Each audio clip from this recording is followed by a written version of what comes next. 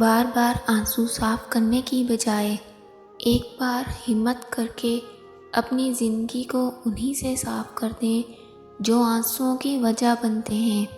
لوگوں کے چہرے پر مت جاؤ، چہرے سے بڑا کوئی نقاب نہیں۔ ہمیشہ میٹھے الفاظ بولیں تاکہ اگر کبھی زندگی میں آپ کو وہ الفاظ واپس لینے پڑیں تو کڑوے نہ لگیں۔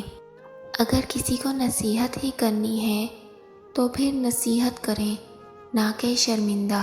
کسی کے ہاتھ میں خالی برتن دیکھ کر یہ مت سمجھنا کہ وہ مانگنے آیا ہے، ہو سکتا ہے کہ وہ اپنا سب کچھ بانٹ کر آیا ہو۔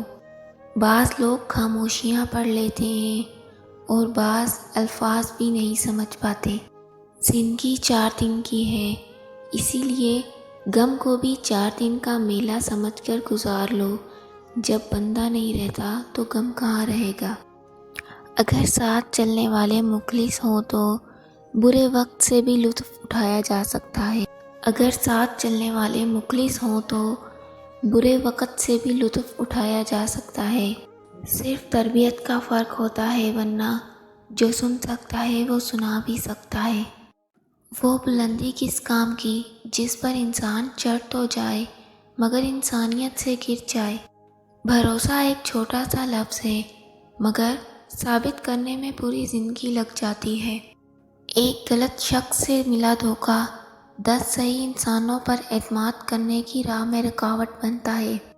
کوئی بھی فیصلہ لینے سے پہلے 100 بار سوچ لو، مگر جب فیصلہ لے لو تو اس پر ڈٹ جاؤ۔